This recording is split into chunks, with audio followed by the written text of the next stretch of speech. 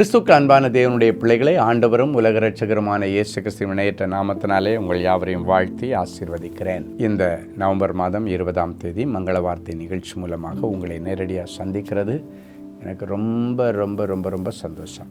இன்றைக்கி உங்கள் வீட்டில் யார் யாருக்கு திருமண நாள், யார் யாருக்கு பிறந்த நாள், அப்படிப்பட்ட பிள்ளைகள் இப்பொழுது இருக்கிற இடத்துல முழங்கால்களை தாழ்த்துங்கள். ஆண்டவருடைய ஆசீர்வாதம் உங்களுக்கு நேராக வருகிறது. நீங்கள் கையிட்டு செய்கிற எல்லா வேலையிலும் தேவனாகிய கர்த்தர் உங்களை ஆசீர்வதிக்கும்படி நல்ல பொக்கிஷசாலியாகிய வானத்தை திறப்பார். இனி கடன் வாங்க மாட்டீர்கள், கொடுப்பீர்கள். இந்த வார்த்தை அப்படியே என் பிள்ளைகளுக்கு நிறைவேறட்டும். இயேசுவின் மூலம் பிதாவே, ஆமேன் ஆமேன். Wish you happy anniversary day, wish you happy birthday. God bless you. சரி, இன்றைக்கு ஆண்டவர் நமக்கு கொடுக்குற மங்கள வார்த்தை ஏசாயா தீர்க்கதரிசியின் புஸ்தகம் 48ஆம் அதிகாரம் 18வது வசனம் இப்படியாய் சொல்லுகிறது: உன் சமாதானம் நதியைப் போலும், உன் நீதி சமுத்திரத்தின் அலைகளைப் போலவும் இருக்கும். உன் சமாதானம் நதியைப் போல இருக்கும். இந்த உலகத்தில் இருக்கிறதுல பெரிய ஒரு தேவையான ஆசீர்வாதம் எதுன்னா, ரட்சிப்புக்கு அடுத்தது சமாதானம், நிம்மதி. நிறைய பேர் சொல்லுவாங்க, லைஃப்பில் நிம்மதியே இல்லைங்க, எதுக்கு தான் பிறந்தனோ தெரியலை, எதுக்கு தான் வாழ்கிறேன்னு தெரியலை, நித்தமும் பிரச்சனை, நித்தமும் சோதனை.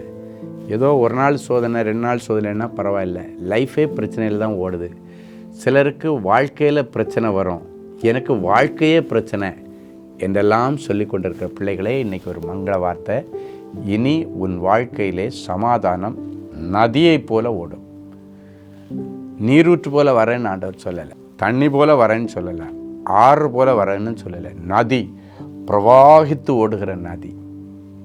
நைல் நதின்னு ஒன்று எகிப்தில் இருக்குது. இருக்கிறதுலே லாங்கஸ்ட் நதின்னு அதுதான். ஆப்பிரிக்காவில் புருண்டி அப்படின்னு ஒரு இடத்துலேருந்து ஆரம்பித்து நிறைய தேசங்களை கவர் பண்ணி கடைசியாக அது எகிப்து தேசத்தில் முடியுது. அந்த நதியை பார்த்திங்கன்னா அப்படி அவ்வளவு அகலம், பெரிய 5 ஸ்டார் ஷிப், அவ்வளோ பெரிய ஷிப்பெல்லாம் அதில் அப்படியே போயிட்டுருக்கு. அப்போ பாருங்கள், அந்த நதி அளவு சமாதானம் கிடைக்கும். ஒரு நாள் கூட என்னால் நிம்மதியாக தூங்க முடியல, ஒரு நாள் கூட நிம்மதியாக சாப்பிட முடியல. சிலர் சொல்லுவாங்க, என்ன சாப்பிட்டேன்னு எனக்கு ஞாபகம் இல்லை. ஏன் தெரியுமா ஞாபகம் இல்லை? அதை ரசித்து ருசித்து சவைச்சி சாப்பிட அவங்களால முடியலை. பிரச்சனைகளின் உச்சக்கட்டம், வேதனைகளின் உச்சக்கட்டம், கடன்களின் உச்சக்கட்டம், வியாதியின் உச்சக்கட்டம், தோல்விகளின் உச்சக்கட்டம். இது எல்லாவற்றிலிருந்து இன்றைக்கி விடுதலை கொடுத்து நதியை போல உன் சமாதானத்தை பெருக பண்ணும்படி அற்புதங்களை செய்வார். சமாதானம் நதியை போல ஓடணுன்னா சமாதானத்தை பாதித்த சம்பவங்களிலே ஒரு அற்புதம் நடக்கணும். இன்னைக்கு உன்னுடைய சமாதானத்தை பாதித்த சம்பவம் என்ன? டிகிரி முடிக்க முடியலையா? ஏமாத்திட்டாங்களா? காலகாலத்தில் ஒரு நல்ல வேலை கிடைக்கலையா? செய்யாத குற்றத்தில் தூக்கி ஜெயிலில் போட்டாங்களா? தண்டனை அனுபவிச்சுட்ருக்கியா? இல்லைன்னா காலகாலத்தில் நடக்க வேண்டிய கல்யாணம் நடக்கலையா?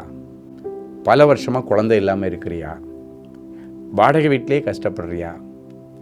கடனில் நொந்து போயிருக்கிறியா? எதனால் உன் சமாதானம் பாதிக்கப்பட்டதோ அந்த காரியத்திலே இன்றைக்கு ஒரு அற்புதம் நடக்கும். உன் சமாதானம் நதியை போல ஓடும். ஒரு நல்ல சாட்சியை கேட்டுடலாமே. லின்சி ஃப்ரம் காரமடை. எனக்கு வயது 30. என்னுடைய திருமணத்திற்காக பெற்றோர் முயற்சி செய்தும் நகை பிரச்சனையினால் தடைப்பட்டு கொண்டிருந்தது. நான் தொடர்ந்து ஆறுதலின் தோட்டம் தேவனின் அன்பு ஊழியங்களின் கோயம்புத்தூர் ஜெப மையத்திற்கு வந்து ஜெபத்தில் கலந்து கொள்வேன். சகோதரர் ஸ்டீஃபன் அவர்கள் எனக்காக ஜெபித்தார். மேலும் அவர் ஜெபித்த போது, உன்னை கைகளில் வைத்து தாங்கக்கூடிய நல்லதொரு மணமகனை ஆண்டவர் உனக்கு தருவார் என்று சொல்லி ஜெபித்தார். சகோதரர் சொன்ன தீர்க்க தரிசனத்தின்படி ஆண்டவர் எனக்கு நல்ல குடும்பத்தை சேர்ந்த அன்பான கணவரை தந்து என்னுடைய உறவினர்கள் மற்றும் சுற்றத்தார் அனைவரும் ஆச்சரியப்படும்படி திருமணத்தை சமாதானமாய் நடத்தி வைத்தார். பாருங்கள், அவளுடைய சமாதான கேட்டுக்கு காரணம் 30 வயசு ஆகியும் கல்யாணம் ஆகலை. ஆனால் பாருங்கள், ஆண்டவர் அழகாக அவளுக்கு ஆசீர்வாதமான ஒரு நல்ல குடும்பத்திலேருந்து ஒரு நல்ல மாப்பிள்ளையை கொடுத்து மனசுக்கு திருப்தியாக அவளுடைய மனம் விரும்பினது போல் ஒரு நல்ல, இவளை நேசிக்கிற, இவளை மதிக்கிற ஒரு நல்ல கணவரை கொடுத்து அவளுடைய சமாதானத்தை நதியைப் போல பாய விட்டார். இன்னைக்கு உங்களுக்கும் அப்படியே செய்வார். அன்பான ஆண்டவரே, உமக்கு நன்றி. இயேசுவின் நாமத்தினாலே என் பிள்ளைகளை ஆசீர்வதிக்கிறேன். சமாதானத்தை நதியை போல ஓட விடுகிற ஆண்டவர், என் பிள்ளைகளுடைய சமாதானம் கெட்டுப்போன அந்த சம்பவத்தில் இன்றைக்கி ஒரு அற்புதம் நடக்கட்டும். உடைய வியாபாரத்தில் பெருத்த அறுவடையை தாரும், வேலையில் நல்ல சம்பளத்தை தாரும், ப்ரொமோஷனை தாரும், இன்க்ரிமெண்ட்டை தாரும். என் பிள்ளைங்க நீ அங்கே எங்கேயும் கடன் வாங்கக்கூடாது, கடன் கொடுக்கிற அளவுக்கு கர்த்தர்களை உயர்த்துவீராக. இவருடைய நிந்த இந்த பூமியில் இராதபடிக்கு அற்றுப்போகும்படி பண்ணி சந்தோஷமான பிள்ளைத்தாட்சி ஆக்குவீராக.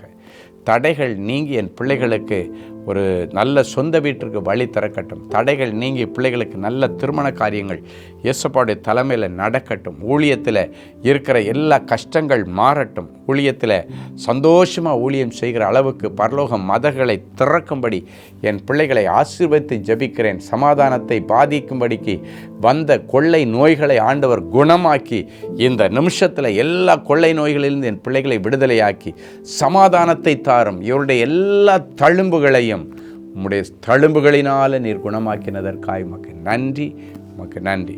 தொடர்ந்து பெரிய காரியங்களை செய்யும் இயேசுவின் மூலம் பிதாவே, ஆமேன், ஆமேன். அன்பு தேவனுடைய பிள்ளைகளே, இந்நிகழ்ச்சியின் மூலம் நீங்கள் பெற்றுக்கொண்ட ஆசீர்வாதங்களையும் உங்கள் ஜெப விண்ணப்பங்களையும் அனுப்ப வேண்டிய முகவரி தேவனின் அன்பு ஊழியங்கள், எண் 340B பார் 1A 3B1 Vinayak avenue, OMR road, Okkiyam, Thoraipakkam, Chennai 600097. இது இந்தியன் ஆயில் பெட்ரோல் பங்க் எதிரில் அமைந்துள்ளது மற்றும் காக்னிசன்ட் டெக்னாலஜி சொல்யூஷன்ஸ் அருகிலும் அமைந்துள்ளது. மின்னஞ்சல் prayer@godsloveministries.co.in.